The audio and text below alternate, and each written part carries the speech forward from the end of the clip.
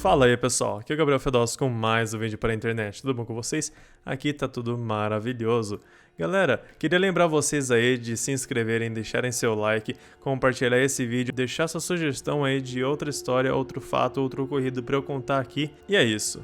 Esse vídeo não é recomendado para menores de 18 anos devido ao seu conteúdo, beleza? Então, por favor, se você tem menor de 18 anos, vaza. A meta de like desse vídeo aqui vai ser 13 likes, então se você está assistindo, deixa logo seu joinha, por favor. E também ative o sininho se você se inscreveu aí, por favor, para você receber notificação de todos os vídeos que eu fizer, beleza? A fonte dessa vez é mais uma vez Aventuras na História da UOL. Você acredita que psicopatas andam entre nós? Você conhece ou já ouviu falar de algum? Você sabe o que o seu vizinho faz quando ninguém tá olhando? Todas essas perguntas nos trazem diretamente à pequena cidade de Frederick, no estado de Colorado, nos Estados Unidos, que em 2018 presenciou um dos crimes mais brutais dos Estados Unidos. Vamos desde o início. Christopher Watts e Shanann Catherine Watts formavam um casal invejável. Casados desde 2012, era uma dupla em que até os amigos se baseavam. Eram role models, pessoas que você olha, né, que você se baseia. Eram bastante unidos, tinham 2 filhas e Shanann estava à espera do seu terceiro filho com Chris. Shanann era uma espécie de vlogger, postando direto vídeos no seu perfil com a família no Facebook, várias vezes dizendo como Christopher era a melhor coisa que já havia lhe acontecido,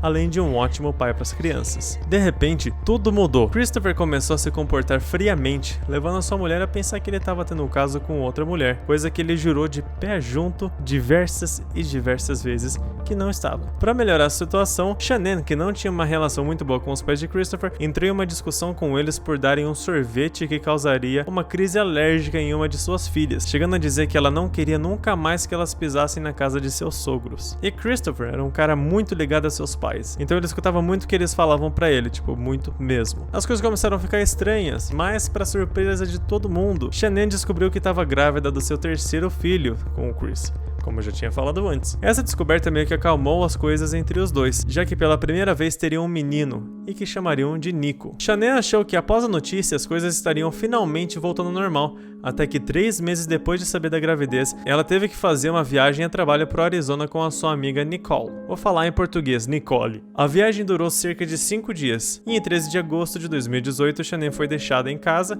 por sua amiga durante a madrugada, aproximadamente umas 2 da manhã. Na manhã do dia seguinte, ainda 13 de agosto, tá? Nicole começou a se preocupar pois Shanann não respondia suas mensagens e não atendia as ligações, no mesmo dia que ela foi deixada em casa. Então ela resolveu ir à casa da amiga para checar se ela estava bem. E pro espanto dela, não tinha ninguém na casa, ninguém mesmo. Ela resolveu acionar a polícia, que ao chegar lá, infelizmente não teve muito o que fazer, pois não haviam provas suficientes de que algo havia ocorrido. E o policial simplesmente não podia entrar na casa da família sem um mandado, provas ou permissão do dono da propriedade. Então, se ele não vê que tem alguma coisa mesmo acontecendo ali, ele não pode entrar na casa. Se ele olhar pela janela e, sei lá, não tiver uma pessoa caída ali, ele não pode entrar. O policial em questão entrou em contato com Christopher, que estava trabalhando no momento da ligação, avisando sobre o ocorrido. E o cara de pau chegou voando como se não soubesse do que estava acontecendo. Sem saber do paradeiro de suas filhas e esposa,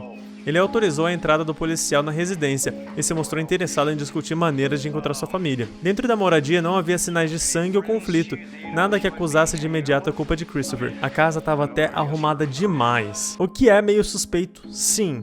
Então indica que talvez ele pode ter arrumado ali, feito alguma coisa, mas fica meio no ar. As pessoas vêm e ficam, pô, que lugar limpo, mas tudo bem, meio que passa. Apenas o celular de Shanann foi localizado em um balcão, algo que pareceu incomum para Nicole, sabendo que a amiga tinha uma consulta naquela manhã e era muito apegada ao aparelho. Como eu falei antes, ela era quase que uma vlogger, ela era quase que uma digital influencer. Então ela estava sempre com o celular gravando, postando no Facebook, no Instagram, ela estava sempre com o celular na mão. Era literalmente, como o marido dela falou, a vida dela. No outro dia, veículos midiáticos tiveram conhecimento sobre o misterioso desaparecimento de 3 membros da família Watts e decidiram dar espaço para que Chris fizesse um apelo em rede nacional para que qualquer um que tivesse pistas sobre o sumiço entrasse em contato com as autoridades. Ainda no dia 14 de agosto, o FBI e uma divisão de segurança pública do Colorado começaram a intensa investigação para que as vítimas fossem resgatadas. Então eles aí estavam imaginando que podia ser um sequestro, que elas podiam não sei, ter se perdido de alguma maneira, tá em outro estado, que elas poderiam estar vivas ainda, não foi considerado que elas foram mortas ainda, tava ali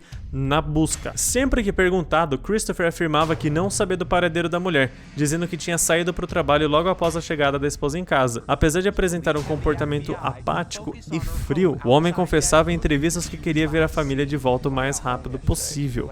Então, como vocês estão vendo, não sai uma lágrima do rosto desse filho da puta. Em 15 de agosto, as autoridades convidaram Christopher para realizar um teste do polígrafo, 2 dias depois do desaparecimento, o qual ele aceitou sem hesitar, tornando-se cada vez mais um suspeito do caso. O homem, como os oficiais já esperavam, falhou no teste. A partir daí, o objetivo era fazer com que ele confessasse a verdade por trás do desaparecimento que havia parado o país. A primeira versão do criminoso foi a de que ele teria pedido divórcio para a esposa, e ela, em um acesso de raiva, estrangulou as 2 filhas. Vou adicionar uma informação aí. Sabe quando a Shannon suspeitou que ele estava traindo ela? Então, realmente ele tava. Uma coisa que não coloquei aqui no texto pra dar uma enxugada, mas que tinha assim no documentário da Netflix, que eu recomendo muito vocês assistirem, é que teve um período de 5 semanas que eles não se viram por alguma viagem que a Shannon teve que fazer também. Ela reclamava de falta de atenção do marido, falta de contato, que ele não respondia direito às mensagens, que ele era mal educado ou frio, que ele simplesmente não atendia, e dá até aquela vergonha alheia que ela ligava pra ele e ele simplesmente falava: nossa, desculpa, dormir no sofá. Enquanto isso, ele tava lá, bonitico, com essa mina aí atrás, saindo, passeando por aí. Mas voltando aqui, no dia 15 de agosto na história, né? Então ele tava contando ali que ele contou pra ela que ele queria se divorciar, mas não falou que ele tava com outra. E ela, de raiva, estrangulou as filhas dela. Ele, então, num acesso de raiva por ver as filhas sendo estranguladas, resolveu estrangular a própria esposa. E depois ele teria jogado os corpos num tanque de petróleo no local de trabalho. Essa é a versão dele. A Shannon, ela estava cada vez mais certa de que o marido a traía, algo que era verdade, mas que nunca havia sido revelado por Chris, até que sua amante, outra Nicole... Para tudo, eu vi que isso tá ficando um pouquinho mais confuso, então eu vou explicar direito. A primeira vez que ele falou que ele queria se divorciar, ele não chegou a contar pra ela que ele tava traindo ela, beleza? Aí depois ele explanou pro público, mas ela nunca chegou a saber disso. Então eu vou chamar essa de Nicole e outra Nicole. Veio a público mostrar seu choque pela atitude de Watts, então ninguém sabia dessa mina, ninguém. Ela brotou e falou: mano, o cara que eu tô dando tá matando a esposa dele. Ele havia mentido pra ela, lógico que ele havia mentido, é um psicopata, ele tem problema, sabe? Realmente, psicopatas têm problema, tá, gente? Ou não, ou tem falta de muito problema, sei lá, eles não são gente. Ele mentiu pra essa menina, pra essa ficante, que ele tava já se divorciando da mulher, enquanto ele não tinha nem avisado pra ela que ele queria se divorciar, ele simplesmente começou a sair com a outra. Então, uma não sabia da outra, vice-versa. Acusado formalmente no dia 21 daquele mês, o assassino seria levado ao tribunal para responder sobre crimes de assassinato em primeiro grau, interrupção ilegal de gravidez e adulteração de cadáver. Ele matou 4 pessoas porque tinha o filho dele dentro da mulher.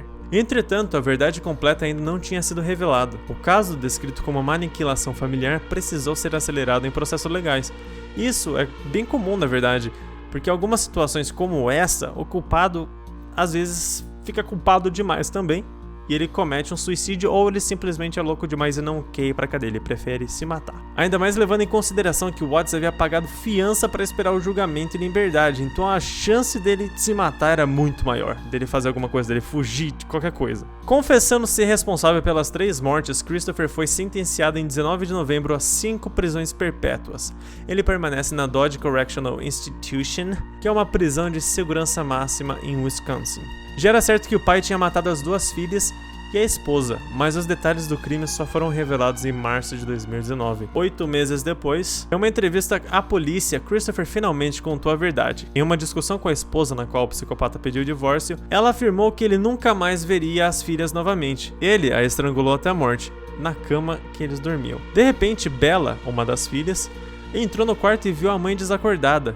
Assustada, perguntou o que tinha acontecido. Ela estava de bruços na cama e ele falou que ela estava bem, que ela estava só passando mal. Sua próxima ação foi envolver o corpo da falecida mulher em um lençol, enquanto a criança de 5 anos assistia a cena, chorando. O homem colocou o corpo da primeira vítima no chão de sua caminhonete, na parte de trás, na caçamba. Pegou as 2 filhas e dirigiu para uma área remota. Ele trabalhava naqueles poços de petróleo, então, tipo no meio do deserto. Ele parou em um campo abandonado e tirou o corpo de Shannon de dentro do carro.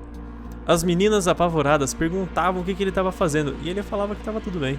que ia tudo ficar bem. É muito coisa de psicopata, de filme, velho. Foi quando Christopher voltou ao carro e sufocou Celeste. Após ver que a filha mais nova havia morrido, levou seu pequeno corpo e atirou em um tanque de petróleo. Retornou para a caminhonete e utilizou o mesmo cobertor para asfixiar Bella, deixando seu cadáver no mesmo tanque. O homem que disse não ter planejado nenhuma das mortes nunca derramou uma lágrima ou mostrou-se arrependido pelo que fez. Hoje ele conta que é atormentado pelo seu crime brutal, mas o real motivo que o levou a assassinar sua família ainda não foi esclarecido. Ele matou do nada. E o que é constatado é que normalmente esse tipo de morte, esse tipo de assassinato é premeditado, ou seja, é planejado.